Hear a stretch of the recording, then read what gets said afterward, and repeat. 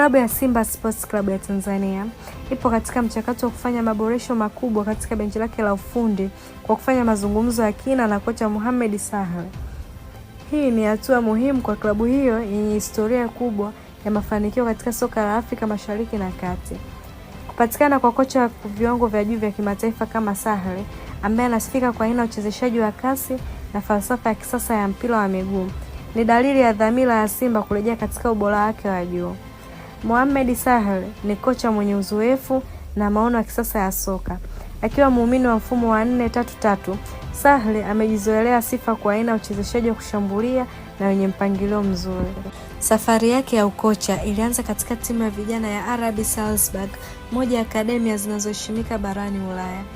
Ni katika mazingira hayo ambapo pia alipitia nyota mkubwa wa sasa wa Manchester City, Erling Haaland. Hili linaongeza hadhi ya Sahle kama kocha ambaye ana uwezo wa kukuza vipaji na kuendesha timu kwa mafanikio.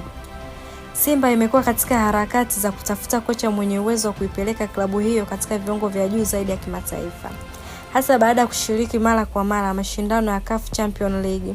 Kocha mwenye falsafa ya kisasa kama Sahle anaweza kuwa suluhisho sahihi katika kurejesha nguvu ya klabu hiyo uwanjani na kutoa ushindi mkubwa ndani na nje ya nchi hiyo.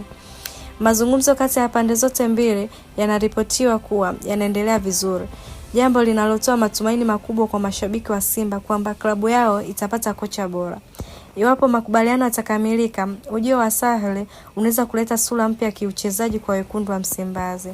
Kwa ujumla, hatua ya Simba kuangalia soko la kimataifa kwa ajili ya kupata kocha mwenye uwezo na maoni mapya yanaonyesha ni kwa kasi gani klabu hiyo ina nia ya dhati ya kurudi kwenye mstari wa ushindani wa juu. Ujio wa kocha kama Mohamed Sahle ni zaidi ya kuongeza uzoefu tu, ni mwanzo mpya wa mabadiliko ya kiuchezaji na kimbinu.